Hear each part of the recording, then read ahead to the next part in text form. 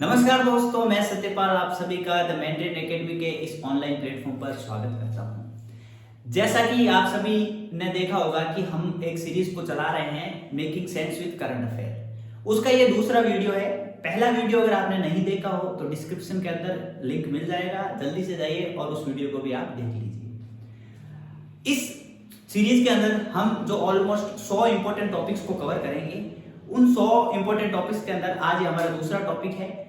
इस टॉपिक का अगर हम लोकेशन देखें हमारे सिलेबस के अंदर कि कहाँ पर ये टॉपिक रहता है, तो जीएस 1 के अंदर यूनिट 1 है, वहाँ राजस्थान हिस्ट्री है, वहाँ में कल्चर पोर्शन के अंदर ये टॉपिक आपका रहेगा और इससे मैक्सिमम चांस बनते हैं कि क्वेश्चन आ ही जाएगा। जी हाँ, आज हम बात करेंगे जो रिसेंटली राजस्थान को 5 जीआई टैग मिले थे, उन्हीं के बारे में हम विस्तृत में चर्चा करेंगे। जीआई टैग क्या है, जीआई टैग मिलने से क्या फायदे होते हैं, क्या इससे उस उत्पाद की या जो वहाँ की लोकल इकोनॉमी है उस पर क्या इम्पैक्ट पड़ता है, बहुत ही अनडेप्थ में चर्चा होगी। और लास्ट में आपको एक मेंस का प्रैक्टिस क्वेश्चन मिलेगा। उस क्वेश्चन का जो आप आंसर है वो हमारे टेलीग्राम चैनल पर अपलोड कर सकते हैं। लास्ट तक बने रहिएगा। हम स्टार्ट करते हैं। जो बात करें सबसे पहले तो राजस्थान की जो 5 कलाएं हैं वो कौन कौन सी है, तो सबसे पहले जो है वो नाथद्वारा की पिछवाई, जोधपुर की बंदेज और उदयपुर की कोफगिरी, और बीकानेर से 2 हैं उस्ता कला और कासिदा गारी। इन 5 कलाओं को जीआई टैग मिला है। इनके बारे में जाने उससे पहले हम ये तो जान लें कि जीआई टैग है क्या। आइए जानते हैं जीआई टैग क्या है। जीआई टैग के बारे में जाने उससे पहले मैं थोड़ा सा आपको एक सिंपल वर्ड्स के अंदर समझा देता हूं कि जीआई टैग क्या होता है। Geographical indication. अगर कोई प्रोडक्ट है, मान लो XYZ प्रोडक्ट है, उस प्रोडक्ट का वहां की ज्योग्राफी से इंटरलिंकेज होना या उस प्रोडक्ट का उसकी ज्योग्राफी पर डिपेंडेंट रहना। उस जैसे मान लो फॉर एग्जांपल हम बात कर लें जोधपुर के मिर्ची बड़े। अभी तक तो जोधपुर के मिर्ची बड़ों को जीआई टैग नहीं मिला है, लेकिन आने वाले टाइम में जरूर मिल सकता है जीआई टैग। तो इसकी जैसे मान लो कि जो जोधपुर की अगर ज्योग्राफी की लोकेशन है वहां पर ही वो मिर्ची बड़े बनेंगे तो वो टेस्ट रहेगा, चाहे वो सेम कारीगर अगर बीकानेर के अंदर या कहीं और जाकर जोधपुर के मिर्ची बड़े बनाता है तो वो सेम टेस्ट मेंटेन नहीं रहेगा। क्यों? क्योंकि कारीगर सेम है, माल मसाला सेम है, लेकिन वहां की ज्योग्राफी की, वहां के प्रोडक्ट, मान लो वहां का पानी है और वहां की जो भी कंडीशंस है, क्लाइमेटिक कंडीशंस, वो भी उस प्रोडक्ट पर या उस जो भी उत्पाद होता है उस पर बहुत ही ज्यादा इंपैक्ट छोड़ती है। इसीलिए वहां के प्रोडक्ट या वहां की जो लोकल कलाएं होती है उसको देखते हुए जीआई टैग दिए जाते हैं ताकि उस प्रोडक्ट को आगे संरक्षण मिल सके। जैसे एक एग्जांपल में ये भी ले सकते हैं कि बीकानेर की भुजिया है, तो बीकानेर की भुजिया अगर आप जोधपुर में बनाएंगे या कहीं और जाके बनाएंगे तो वो टेस्ट मेंटेन नहीं रहेगा। क्यों? क्योंकि वहां की जो क्लाइमेटिक कंडीशन है वही वो प्रोडक्ट वहां पर ज्यादा सुटेबल नजर आएगा। तो ये है एक तरह से ज्योग्राफिकल का और जो प्रोडक्ट है उसका इंटरलिंकेज है, उसी को बनाए रखने के लिए ये जो संरक्षण मिलता है। पहले हम जाने कि जो जीआई टैग है उसका इंटरनेशनल लेवल पर क्या क्या चल रहा है, कहां से ये प्रारंभ हुआ है। तो इंटरनेशनल लेवल पर अगर हम बात करें तो सबसे पहले अभी हम जो WTO देखते हैं, वर्ल्ड ट्रेड ऑर्गेनाइजेशन, उससे पहले जो हमारा गेट करके एक संस्था थी उसके अंदर खाली एक प्रोडक्ट होता था। बट अब WTO के अंदर हमें एक जो इंटेलेक्चुअल प्रॉपर्टी राइट है उनको भी ऐड किया गया है। उसी के तहत ये जीआई टैग्स मिलते हैं। उसका एक समझौता हुआ था जिसे ट्रिप्स समझौते के नाम से जाना जाता है। अगर फुल फॉर्म देखें तो trade related aspect of intellectual property rights, जिसे ट्रिप्स के नाम से जाना जाता है। इस ट्रिप्स समझौते के तहत ही हम जो इंडिया ने उसके बाद 1999 के अंदर एक संरक्षण एक अधिनियम बनाया, वस्तुओं का भौगोलिक संकेतक पंजीकरण एक संरक्षण अधिनियम 1999। इसके तहत इसको सितंबर 2003 के अंदर लागू किया गया। इसी के तहत हमारे जो प्रोडक्ट्स हैं उनको जीआई टैग मिलता है। अभी अगर मोटा मोटी देखें तो लगभग 650 के आसपास प्रोडक्ट्स को जीआई टैग मिल चुका है इंडिया के अंदर अगर हम बात करें तो। ये जो हमारा भारत सरकार का, केंद्र सरकार का उद्योग संवर्धन और आंतरिक विभाग है, जिसे DIPP के नाम से जाना जाता है, इसके तहत जीआई टैग्स को रजिस्टर करवाना पड़ता है। और जो जीआई टैग है वो लगभग तो क्या 10 साल के लिए मिलता है और 10 साल के बाद इसे वापस रिन्यू कराना पड़ता है। जो सबसे पहला हमारा जीआई टैग है वो मिला था दार्जिलिंग की चाय को 2004 के अंदर मिला था। अभी जो राजस्थान के जो 5 जीआई टैग मिले हैं उसके अंदर नाबार्ड ने बहुत ही अहम भूमिका निभाई है। नाबार्ड का एक कोई प्रोजेक्ट था, उसके तहत नाबार्ड ने इन प्रोडक्ट्स को जो है वो फाइनेंस किया और इनका रजिस्ट्रेशन करवाया और बहुत ही सक्सेसफुल कोशिश के साथ ये हमें जीआई टैग्स 5 के 5 देखने को मिल रहे हैं। आइए हम नेक्स्ट में बात करते हैं तो इससे पहले राजस्थान के अंदर 16 जीआई टैग ऑलरेडी मिल चुके थे। जो 16वां लेटेस्ट मिला था वो सोजत की मेहंदी को मिला था। उसके बाद अब 5 मिले हैं, तो टोटल अब 21 हो चुके हैं। ये हम बात कर चुके हैं कि कौन से जीआई टैग मिले हैं पांचों के। अब हम एक एक करके इन पर विस्तृत में चर्चा करें। उससे पहले जो ये लिस्ट है आप देख लीजिए, 16 की लिस्ट है और 5 वीडियो हम एंड में चर्चा करेंगे। इनका आप अगर चाहें तो स्क्रीनशॉट ले सकते हैं। तो इसका स्क्रीनशॉट आपने ले लिया होगा। अब हम बात करेंगे आगे एक एक करके जो 5 हैंडीक्राफ्ट्स को जीआई टैग मिला है उनके बारे में। अगर इन सब पर चर्चा करेंगे तो वीडियो बहुत लंबा हो जाएगा। और आप इनमें से अगर देखना चाहें तो एक जो ये ब्लू पॉटरी है और ये मोलेला क्ले हैं, इनको देख लें, क्योंकि ये अभी थोड़े टाइम पहले चर्चाओं में थे। वैसे इस पर अगर कोशिश करेंगे आगे आने वाले टॉपिक्स में भी इनको कवर कर लेंगे एक वीडियो बनाकर। तो अब हम आगे बात करते हैं। सबसे पहले जो बात करेंगे वो है जोधपुरी बंदेज। तो इसके नाम के अंदर ही लोकेशन आपको नजर आ रही है कि ये जोधपुर से रिलेटेड है। और बंदेज नाम से आपको मैं बता दूं कि वैसे ये टाई एंड डाई का एग्जाम्पल है एक तरह से। और क्या किया जाता है कि इसके अंदर जो भी लुंगड़ी या ओढ़ना होता है उसे उसके अंदर छोटे छोटे धागों, जो सूती के धागे होते हैं उनसे जो गांठें बांधी जाती है और उसके बाद उस पर कलर चढ़ाया जाता है। जैसे ये देख पा रहे हैं, ये छोटे छोटे डॉट्स दिख रहे हैं आपको, ये इन्हें सूती के धागों से बांधा गया था, उसके बाद कलर चढ़ाया गया था और उसके बाद ये कुछ इस तरह से खूबसूरत नजारा आपको देखने को मिल रहा है। इसके अंदर बहुत मेहनत लगती है, मेहनत का काम है। ये काम कोई मशीन से नहीं किया जाता है, हाथों के द्वारा किया जाता है। जोधपुर के अंदर इस कार्य को बहुत ही बखूबी किया जाता है। इसके साफे भी बनते हैं बंदेज के, आपने अगर देखा हो तो। अब ये देखिए कि सूती धागे होते हैं, सूती धागों से गांठें बांधी जाती है और उसके बाद इस पर जो रंगाई का कार्य किया जाता है और बहुत ही खूबसूरत देखने को मिलते हैं। इसके अंदर सूती, रेशम, ऊनी और सिंथेटिक लुंगड़ियां बनाई जाती है और उनको इस प्रकार से दिखाया जाता है। आगे हम अगर बात करें तो उदयपुर की कोफ्तगिरी, जिसे तहनीसा नाम से भी जाना जाता है। इसके अंदर क्या किया जाता है कि एक तरह से एक धातु पर जो दूसरे धातु है उसकी जो जड़ाई की जाती है उसे कोफ्तगिरी बोलते हैं। ये अगर आप देखेंगे, एक धातु पर दूसरी धातु चढ़ाने की प्रक्रिया को कोफ्तगिरी या प्रक्रिया कोफ्तगिरी कहलाती है। इसके अंदर क्या होता है, जो फौलादी हथियार होते हैं उन हथियारों पर सोने और जो चांदी के जो तार होते हैं उनसे कलाकारी की जाती है, अच्छे अच्छे डिजाइन्स बनाए जाते हैं। ये काफी महंगी कला है और बहुत ही खूबसूरत देखने को नजर आती है। अभी आपने पीछे जो फोटो में देखा होगा, फौलादी वस्तुओं पर सोने के पतले तारों से जड़ाई का कार्य किया जाता है, जिसे कोफ्तगिरी कहानी कहा जाता है। ठीक है। और अगर हम इसे और अगर हम बात करें तो ये जो है, ये पहले पुराने टाइम में जब राजा महाराजाओं को खुश करने के लिए ये चीजें बनाई जाती थी इनके कलाकारों के द्वारा और फिर उन्हें प्रोत्साहन मिलता था। तो एक सिंगलिकर समुदाय है, सिंगलिकर समुदाय द्वारा इस कला को आगे बढ़ाया जा रहा है और इसीलिए इसे सिंगलिकर कला भी कहा जाता है। ये था मोटा मोटी कोफ्तगिरी के बारे में। आगे अब हम बात करें जो बीकानेर है, बीकानेर की उस्ता कला के बारे में।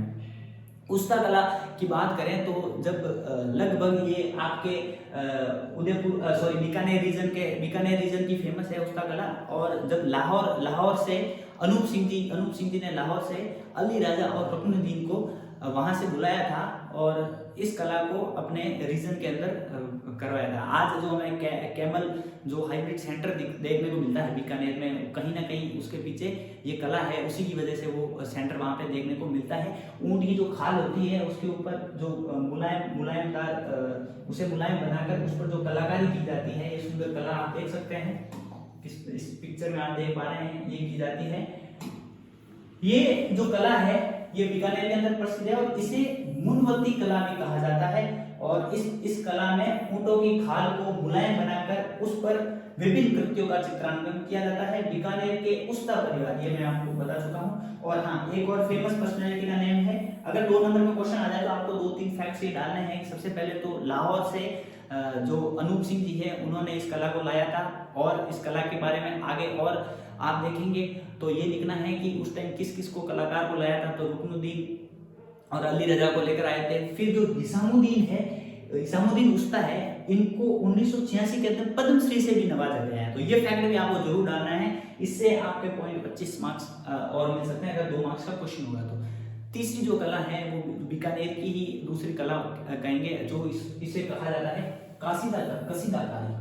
ये जो बीकानेर के अंदर जो मेघवाल समुदाय हैं उनके द्वारा हाथों से सुई धागे से, और ये जो कांच है ये कांचों का यूज करते हुए, और जो बहुत ही शानदार जो कलाकारी की जाती है, कोई मशीन से नहीं हाथों से कलाकारी की गई है, इनको करते हैं जो मेघवाल समुदाय करते हैं इस कला को।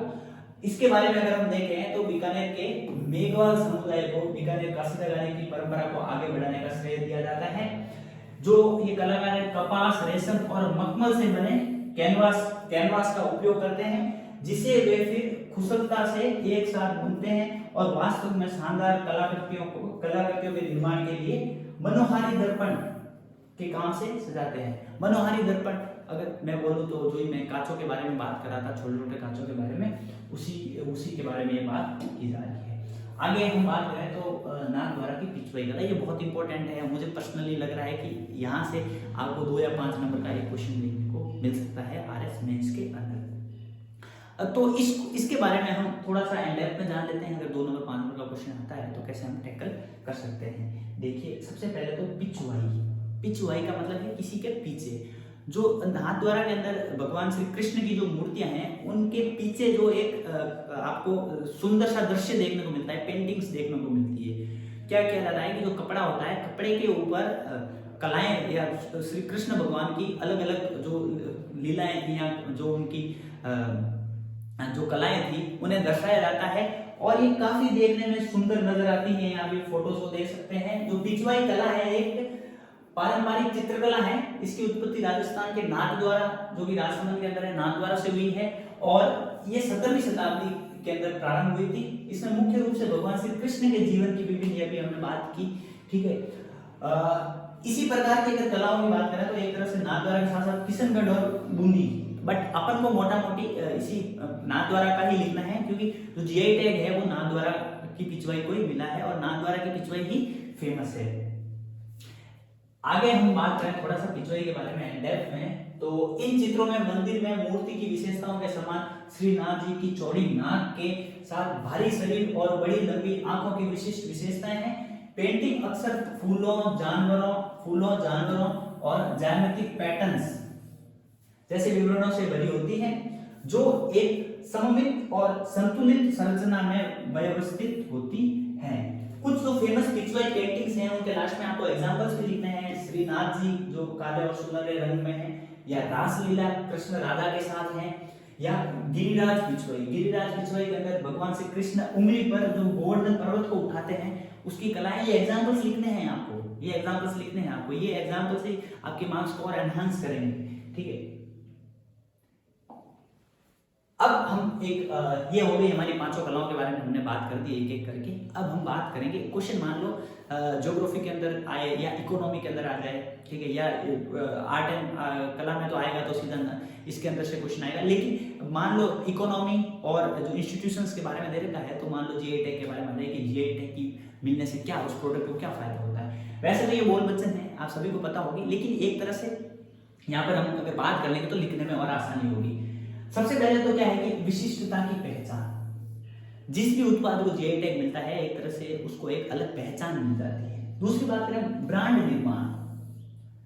मान लो आज अगर जोधपुर के मिर्ची बड़े को जीआई टैग मिलता है, वैसे तो जोधपुर का मिर्ची बड़ा अपने आप में ब्रांड ही है। मान लो कोई लोकल प्रोडक्ट है, उसको ये जैसे मार्कर है, इस मार्कर को कोई एक जीआई टैग मिल जाए तो ये एक तरह से ब्रांड बन जाएगा। आज 10 रुपए में बिक रहा है, कल जाकर इसे 20 रुपए में या 25 रुपए में बिकेगा, और वहां के जो लोकल है नाम बन जाता है। नाम जैसे बीकानेर के रसगुल्ले, बीकानेर की भुजिया, तो ये वहां का एक तरह से एक ब्रांड बन गई, बहुत बड़ी ब्रांड बन गई है, ठीक है। और इसको पारंपरिक संरक्षण, ये बहुत ही महत्वपूर्ण है और बहुत ही चिंताजनक है। जैसे अपन देख रहे हैं कि जो बहुत सी ऐसी कलाएं हैं वो दिन ब दिन विलुप्त होती जा रही है, क्योंकि उन कलाओं को अगर संरक्षण, जैसे पहले के जमाने में भी अगर आप देखेंगे तो जो राजा महाराजा होते थे वो कलाकारों का बहुत सम्मान करते थे, उनके दरबार में उनका एक अलग पद होता था, तो लोग क्या होते थे, उसे प्रोत्साहन होते थे।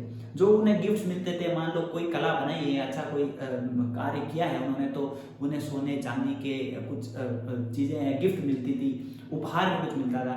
तो उससे क्या होता था कि और भी लोग प्रोत्साहित होते थे और वो उस कला को आगे बढ़ाते थे। अब क्या हो रहा है, मान देखो मेजरली अगर मोटा मोटी बात करें तो जो ये वर्ल्ड है वो तो अपन सब एक इकोनॉमी पे डिपेंडेंट रहते हैं। अगर पैसा नहीं है तो लास्ट में जाके आदमी उस काम को नहीं कर पाएगा। इंटरेस्ट का काम एक लिमिटेड टाइम तक किया जा सकता है या कुछ लोगों द्वारा ही किया जा सकता है। अगर किसी कला को जिंदा रखना है तो उससे अगर आपको इकोनॉमिकली बेनिफिट भी मिल रहा है तो वो इंटरेस्ट के साथ साथ उस कला को भी हम आगे बढ़ा सकते हैं। तो ये बहुत ही अच्छा पॉइंट है। वैसे इस पॉइंट को आप आगे लिखेंगे तो और ज़्यादा एक जो हायरार्की होती है तो उससे एग्जामिनर थोड़ा अट्रैक्टिव फील करता है, आगे भी नंबर देकर निकल सकता है। रोजगार सृजन, ये तो वही बोल बचन वाली बात हो गई है। वैसे है रोजगार सृजन होगा, जैसे मान लो अब जोधपुरी बंदेज फेमस हो रही है तो वो क्या लाइमलाइट में आता है, लोगों के नजरों में आता है। जब लोग उसको देखते हैं करते हैं और ज्यादा पसंद करते हैं उसको, ठीक है। और जैव विविधता का संरक्षण, ये सब बोल बचन है और भी आप इसमें 4-5 पॉइंट और ऐड कर सकते हैं। अब आज के हम क्वेश्चन पे आते हैं। बहुत ही शानदार क्वेश्चन है, आप इस क्वेश्चन का आंसर जरूर लिखना। और इस क्वेश्चन का आंसर जो हमारे डिस्क्रिप्शन के अंदर टेलीग्राम चैनल का लिंक है वहां पर आप अपलोड करना। जिसका सबसे अच्छा आंसर होगा उसका आंसर चेक भी किया जाएगा और उसको हम हमारे जो मेन टेलीग्राम चैनल है उस पर अपलोड करेंगे, ठीक है। तो देखिए क्वेश्चन क्या कह रहा है, explain the role of traditional art and handicrafts in boosting the economy of Rajasthan. ये क्वेश्चन सीधा सीधा पेपर 1 में भी आ सकता है, पेपर 2 में भी आ सकता है, पेपर 2 के अंदर कहाँ आएगा, ज्योग्राफी के अंदर आ सकता है, 1 के अंदर कल्चर में आए ना आए, इकोनॉमी में आ जाए, राजस्थान की इकोनॉमी में, ठीक है। तो क्या है कि राजस्थान की अर्थव्यवस्था को बढ़ावा देने में पारंपरिक कला और हस्तशिल्प की भूमिका की व्याख्या करें। बहुत अच्छा क्वेश्चन है, जरूर लिखना इसका आंसर और कमेंट में आपको जवाब मिलेगा जिसका अच्छा आंसर होगा, ठीक है। तो अब एक छोटा सा अनाउंसमेंट कर देता हूँ मैं। हमारी अभी एक GS4 से रिलेटेड एक बहुत ही अच्छा प्रोग्राम हमने लॉन्च किया है। जो प्रोग्राम है वो 1 मई से स्टार्ट होने वाला है, आने वाली 1 मई से स्टार्ट होगा। 60 दिन का एक हमने रोड मैप बनाया है। इसके अंदर हम एंड डेप्थ में चर्चा करेंगे कि कैसे ये प्रोग्राम चलेगा। एक वीडियो हमने ऑलरेडी डाल रखा है, वो आप देख सकते हैं, डिस्क्रिप्शन के अंदर लिंक मिल जाएगा। और इस प्रोग्राम को हमने कुछ इस प्रकार से डिजाइन किया है कि आपके आने वाले RS एग्जाम में पेपर 4 की डेली प्रैक्टिस होगी। 60 डेली इसके जो छोटे छोटे टेस्ट हैं, उसके बाद जो वीकली टेस्ट होंगे, उसके बाद फुल पेपर होंगे। बहुत अच्छा डिजाइन किया हुआ प्रोग्राम है। फीस बहुत ही नॉमिनल फीस है, आप एनरोल हो सकते हैं, नीचे टेलीग्राम चैनल से हो सकते हैं या जो ये नंबर दे रखे हैं 8387838534, इस पर कांटेक्ट करके आप एनरोल हो सकते हैं। आज के लिए इतना ही, थैंक यू सो मच। आपको ये वीडियो कैसा लगा कमेंट करके जरूर बताइएगा। Thank you for listening.